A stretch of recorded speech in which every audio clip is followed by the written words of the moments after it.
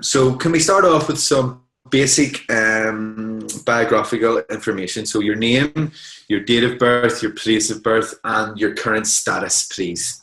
Okay, I'm Rosemary Lloyd. I was born on the 19th of September 1949 in Adelaide, South Australia, and I'm currently retired. And can you tell me what your career was, please? I was a professor of French literature, starting at the University of Cambridge from 1978 to 1990, and then I went to the University at Indiana, Bloomington, and taught there until about 9 years ago when I retired. Okay. Can you tell me a little bit about your background, your upbringing, your education, just a little bit so we get a better picture of things before you arrive in France? Well, I grew up in a small town on the edge of a small city, which is Adelaide. I had a very standard education. The main thing really is that my main language was Latin when I went to school. And so I decided to teach myself French. And I did 1 year of French and then went into the class for the final school year. And that's really why I was so glad when I was given an opportunity to go to Paris. And that was between school and university. Is that enough background for you there? Yeah, I was also going to ask, how important was politics in your family? Was politics a big deal when you were growing up? Politics was not a big deal when I was growing up. And my parents were more conservative than I became.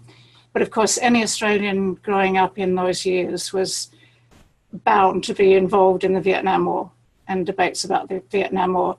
And I was very passionate about the Vietnam War when I was 16, 17, coming up to the time when I was in my final year at school, and very convinced that we shouldn't be there. Okay. And before you went to France, were you involved in any political or social activism of any sort? No, not at all, no. And how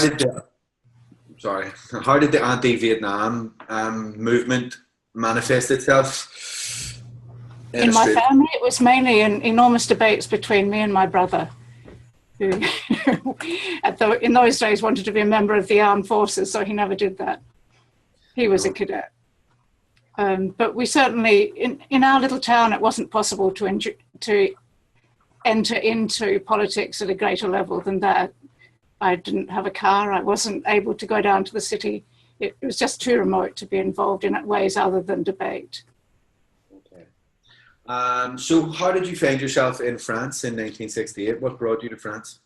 Well, my parents were planning to go to England in 1968 so that my father could continue his course in obstetrics. And towards the end of 1967, which was my final year of school, my mother asked me if I would like, instead of going straight to university, to spend a year studying languages in Europe with 4 or 5 months in Paris and then some time in Germany and Italy. And I was really excited because I'd always loved languages. Hadn't had much of a chance to study them. My French I knew was very weak. If I went to do university French, I knew I needed more. And so it was a wonderful opportunity at a time when the gap year really didn't exist. And so I went and I arrived in Paris in January. I'd never lived away from home before. I'd never lived in anything like a big city. It was utterly exhilarating and terrifying at the same time. I was 18, so it was an enormous change for me.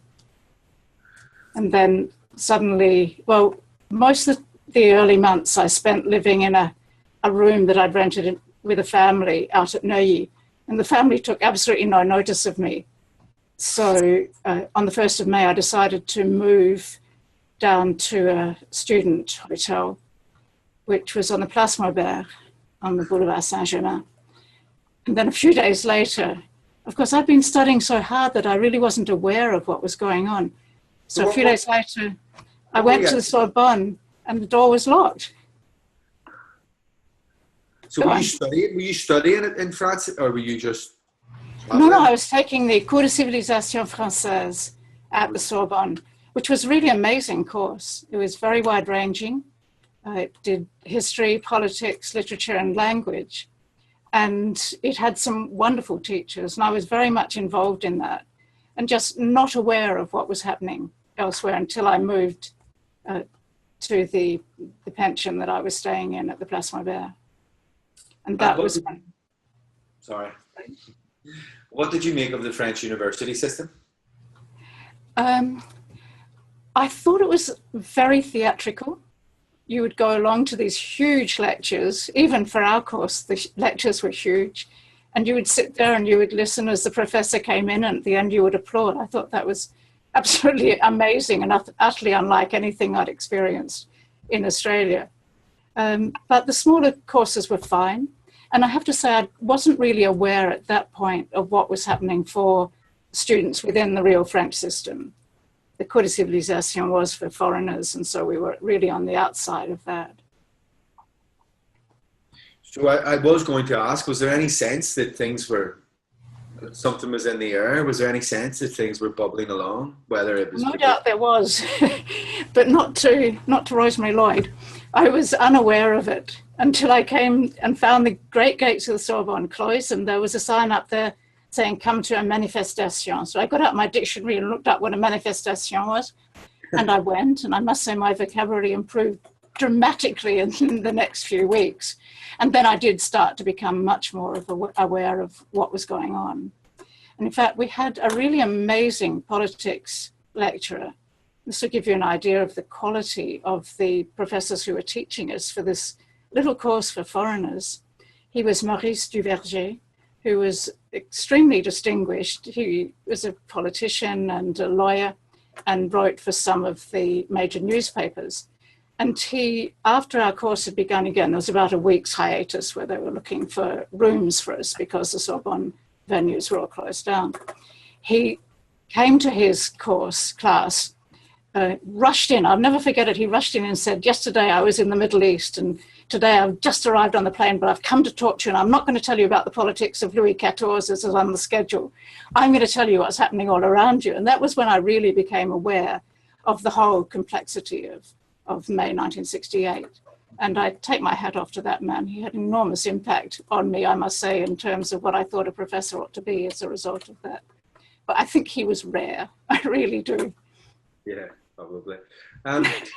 When we think about so you say that you didn't really notice anything in the air, but was there any sense that, whether from a sort of cultural perspective, so fashion, clothes, music, or from a sort of international perspective, that things were changing a little bit? So Vietnam, for example, was that important in France as well?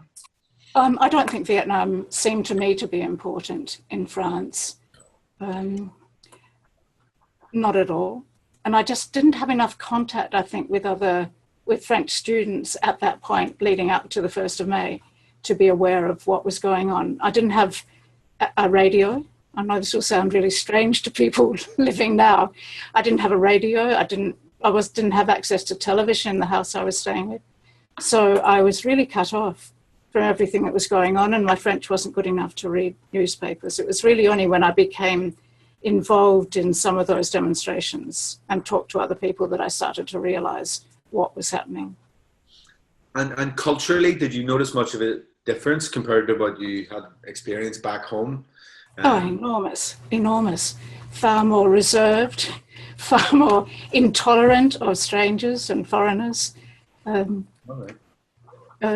I just found it intimidating in all sorts of ways. So I was probably hanging back, and my French really wasn't good enough for me to judge these people in this rude way that I was doing. I don't know that I would have been so tolerant, but yes. And then with the beginning of the demonstrations, of course, there was a great opening up among people around me. Other students were much more eager to talk to me, to tell me what was going on when we were in the pension. So you've mentioned how you started to become aware that something was happening when you went to La Sorbonne and saw these gates closed. Can you talk me through how things started? You started to realize that this was something particularly interesting or important? Well, there were all the speeches given at the demonstrations that made it interesting. There were the discussions among other students. And then, of course, a lot of those demonstrations would go right down the Boulevard Saint-Germain, and you would become aware of the police presence. You'd become aware of people throwing paving stones and so forth. And the tear gas, of course, you couldn't avoid that. And then at one stage, somebody trying to escape from the tear gas actually ran through the glass door of the hotel. So there was blood everywhere. It was very emotionally involving. Then I began to try to write down my own feelings about it and what I'd experienced, and sent a letter back to the newspaper back home, which I managed to get out of the country just before the post office closed. That was really good, and that was the first piece of writing I ever did that was paid for. That might actually have been the last, now I come to think of it. Well, that's the right word. So did you become involved in the events in any way? Did you take part? Or? To some extent, but I always felt an outsider because I knew that I wasn't really suffering from the kind of things that the students were suffering from, or the workers for that matter. So I was really watching from the outside. Even though I took part in some of those demonstrations, it was more just a presence rather than an intellectual commitment. Okay. And when the general strike starts to take hold, sort of into the middle of May, how did you deal with that on a day-to-day basis? Well, luckily I was in a pension that provided us with meals, so I didn't have to go out and do shopping or anything like that. It did become very difficult to communicate outside, and I certainly couldn't travel. But I don't remember it being particularly difficult in practical terms. Because our courses had started again, our exams were very soon. I think they were very early June. But we were all very much caught up again in the studying as well as in what was happening around us. I didn't abandon that. But your classes continue? Your classes didn't continue during the classes continued. There was that week hiatus, and then they found venues for us elsewhere, and the classes continued and the exams went on.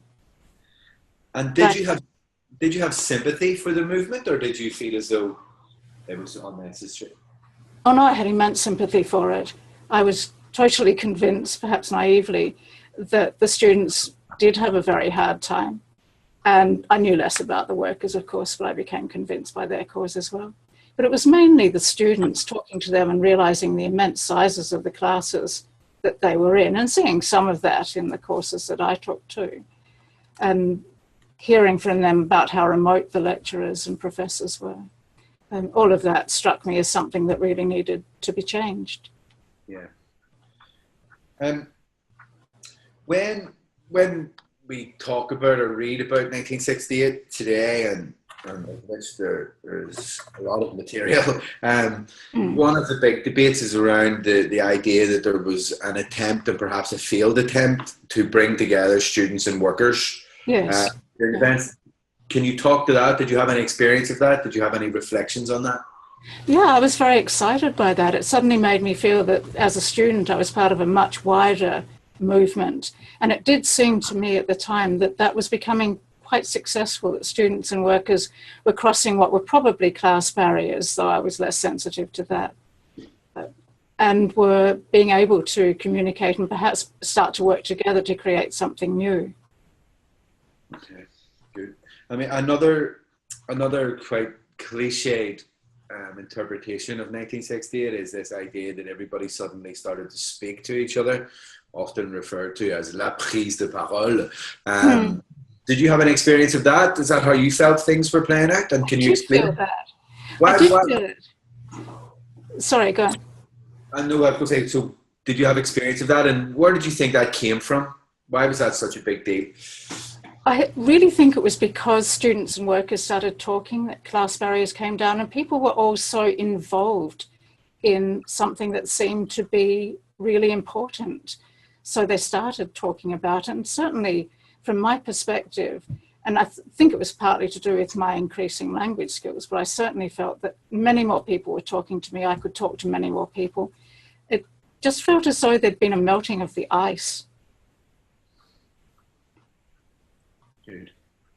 In those conversations that people were having, do you think they were more interested in revolution or reform? Depended on who they were. There were a lot of revolutionaries out there, and they could be very violent too in what they wanted. in the way that they wanted to get it, perhaps. But I think the majority of people I talked to were more interested in reform, and that's because I was talking to students and they were wanting to reform the system. They didn't want to overthrow it because then they wouldn't have the degrees that they needed. I think that was pretty straightforward. Okay, so you mentioned the word violence there. Did you experience any violence? Do you think that 1968 was a violent moment? It certainly was for me. I did see a lot of police brutality. I actually saw it myself. I saw cars being bashed up. I saw cars being set alight. And this was my first experience of any kind, direct personal experience of any kind of violence. So I found it very worrying, as though it were a really bad byproduct of what I saw as a move for change. Do you think that violence, that police brutality played a role in escalating things? Yes, of course it did. I think that there were people involved in it who had no plans for reform or revolution, but simply enjoyed bashing up cars and throwing paving stones and so forth. And they are very easily obtainable and so forth in Paris, or were back then. And yes, there were very violent elements. Okay, when the events are taking place within Paris, in your experience, was there a sense that what was happening in Paris was happening elsewhere in France as well? I didn't get that. No doubt it was. What I was much more aware of is things happening also in Germany. There seemed to be much more discussion about the possibility of change, also the same sort of things happening in Germany. The French provinces, no, I didn't hear much about that. Yeah, that was my next question. I mean, we now know that a lot of work has been done in the last 5 years or so, maybe 10 years, around this idea that 1968 was certainly not just a French phenomenon, but it's a Europe-wide, worldwide wave of revolt. Was there any sense of that at the time? Oh yeah, people were really quite excited about, or the people that I was with were quite excited about the way that it seemed to be spreading and the hope that it would spread to America as well. And was there a sense that what was happening in Paris was part of something larger? Yes, very definitely so. Okay.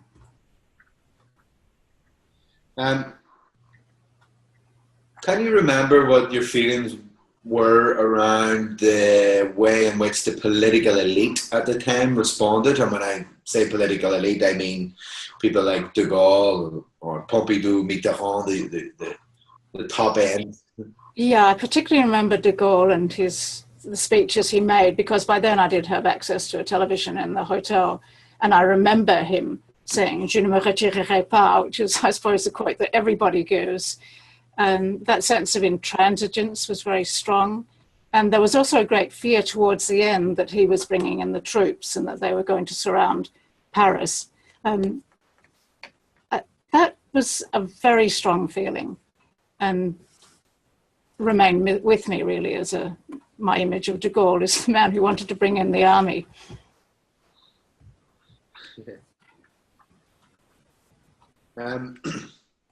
So when the events are eventually brought to a close at the end of June 1968 with the Gaullist victory in the legislative elections, did you feel a sense of disappointment, or was it a sense of relief? To me, it was more a sense of relief, really. I didn't think that the students or the workers were going to achieve what they wanted in the way that it had become, or the way it had started to develop with all that violence. And I thought it was probably about time to stop and build on that in a different way. Did you stay in France for the summer? No, I left France at the beginning of July to go to Italy and to start studying in Italy. So that was it for France. So that was my experience of May '68, pretty much encapsulated in the months of May and June. I didn't see much of what happened after that. Were you glad to leave France? No, I was very sad to leave France. I would love to have stayed on, but I'd already made these plans to study in Italy and Germany, and I wanted to do that. Okay. Can you recall how your parents or your friends felt about you being caught up in these events? Well, my parents in particular, they were staying in England at the time. And I remember they made a phone call to me. My mother was on the ground floor. My father was on the first floor. They each had an extension of the phone. And my mother was saying, come back to England. And my father was saying, stay and do your exams. So I decided I would stay and do my exams. And I couldn't have got out of the country anyway by that stage because no trains were running at that point. I think they were very worried.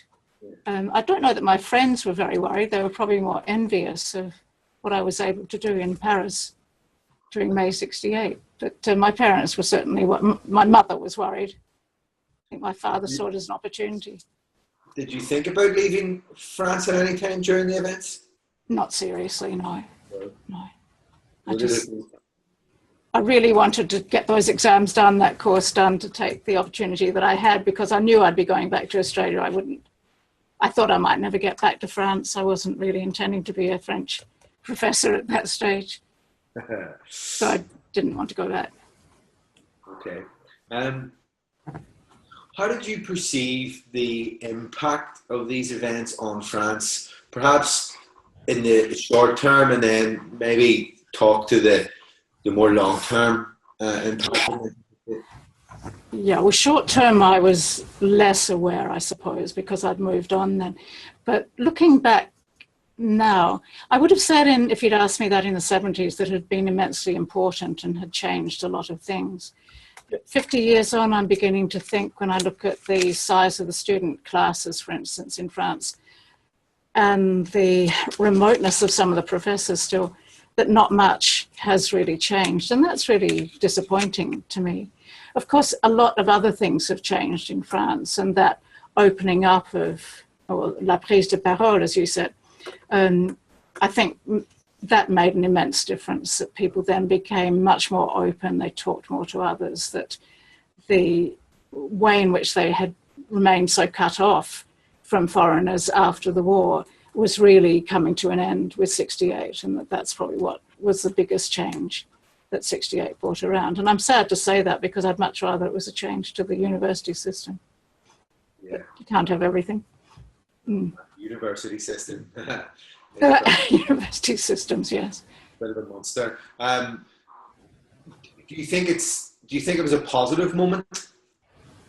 I think it was a positive moment.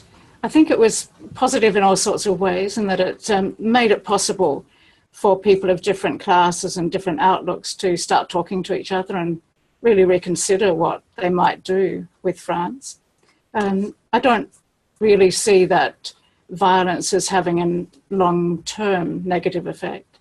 So I see it much more as a positive for France, and certainly positive for me. It was extremely influential for me in my subsequent career. So we'll come on to that now.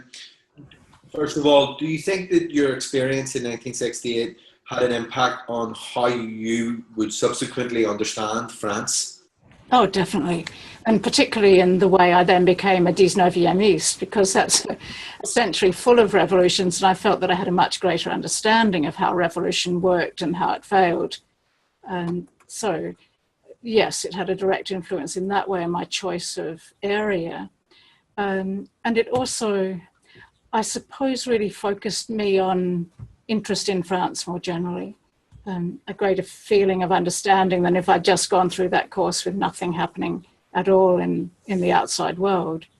I would have continued in my little bubble if that hadn't come along to burst it. And so there were those impacts, but also some of the ways in which the professors actually taught, even though I've said some of them seem very remote to students in the mainline system. The teachers that I met certainly influenced the way that then I wanted to teach students, particularly the professor who came in and talked to us about what was happening outside. I really wanted to become someone who brought the outside world into the classroom as much as I could. And would you say that your understanding of France was changed by the events of 1968, or was it confirmed? Oh no, it was enormously changed. I suppose I hadn't ever thought of it in in strong political terms. So I must have known about 1789. I could not have failed to have known about the French Revolution. But I didn't think of it as a country that would suddenly seem to come apart at the seams as it did then. I remember being extremely surprised a lot of the time during May 68 about what was happening. And so my perspective on France, which had been rather romanticized, became much more realistic, I think. Okay. How would you summarize the impact that these events had on you from a personal perspective and then perhaps also from a political perspective?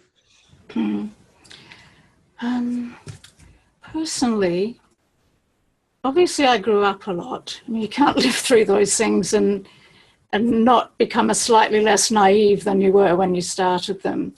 I became more willing to talk to people, to make a real effort to go and speak to people about what was happening to them. Politically, I became much more left-wing. I think I was fairly left-wing under Vietnam, but I became much more broadly left-wing and much more willing to listen to left-wing causes. And I hope I've stayed that way. I'd be very disappointed if I met my 18-year-old self and she thought that I had become far moved over to the right. So I think that was a permanent move. And did you bring any of those ideas or that experience back to Australia when you went back home? The experience, yes. I certainly became very involved in anti-Vietnam demonstrations. By that time, I was down in the city with the university, so I could become involved in that. I joined some political clubs, and I suppose I did a lot of flag waving in the French classes themselves. And tried to tell all my fellow students what to think, that sort of thing. Okay. And 1968 was responsible for that politicization, do you think? Oh, definitely. Yes, because it gave me so much of a background into what can be done by joining up with other people, what sort of questions can be raised. And I felt that the department that I was in needed reforming too, so I said I had a red beret that I used to wear, and I would go and tell the professors there what they ought to change and so forth. They were all very tolerant, and they did make a few changes. Okay, unlike France. You've already mentioned how 68 and this experience in France perhaps had some bearing on what you would go on to do as a career, but can you just develop that a bit more? So to what extent did it affect your scholarship on French literature? Well, of course, doing that course introduced me to the major 19th century figures. But when I came to reread them again at a different level, I tried to think about them as being deeply immersed in the kinds of revolutionary thinking that I had been in May 68, and a much more intense level, of course, for those writers and thinkers and poets. And so in my scholarship, that was one of the areas that I focused on, the revolutionary changes, either in political terms or in literary terms, that they were bringing about. If you think of somebody like Baudelaire, so ambiguously associated with 1848, and so broken by, he said he was broken by the failure of 1848. But also then look at the kind of revolutionary writing that he does. You have to see a connection between that, and that was the kinds of things that I was trying to do in my career. And beyond your research and your sort of way in which you conducted your career, do you think that 68 had an influence on that? So the way you taught, your attitude to education, your attitude to the way university was organised, did it have? I think so. I hope I became far less of the sort of God professor type lecturer and tried to become much more somebody who was just talking with the students, trying to get them to respond. Now, there are situations in which you can't do that, but I did my best to make it much more open discussion and tried to be more tolerant of other people's opinions than I might otherwise have been if I hadn't been in 1968. So I think that that's probably how it influenced me most in my teaching. Okay. We only have a couple more questions. Have you kept an eye on, have you been aware of the way in which the story of 1968 has been told in France over the years, or is that something that... I haven't really, no. I focused more on the 19th century revolution, so I haven't really followed what's been happening in the representation of 68. So I'll be very interested to see what some of these other interviews reveal to me that I haven't noticed. Well, how would you like to think that they should be remembered? Oh, as a time when different groups came together and there were possibilities that were perhaps not fully realized, but when you saw that change could be possible, I would think I would stress that was a time when suddenly it became possible to change what had seemed to be an immutable force. And even if they didn't fully succeed or succeed very much at all, unfortunately, that possibility and potentiality is what one should perhaps stress for 68. Okay. So the last thing, which probably overlaps with what you've just said, I've asked everybody who I've interviewed if they were given 30 seconds to summarize their experience, how would they do it? For 68, it would be exhilaration, terror, and a sense really of potentiality. Is that my 30 seconds? It's probably only 10 seconds, but there you go. That's even better. That's very good. Is there anything else that you would like to add? Is there anything else that you think we haven't covered? No, I think we've covered pretty well everything about the importance of 68, to me at least. Except I should perhaps say that I always felt slightly to the side of it and not central to it by any means. I'm sure a lot of people felt like that. I hope so.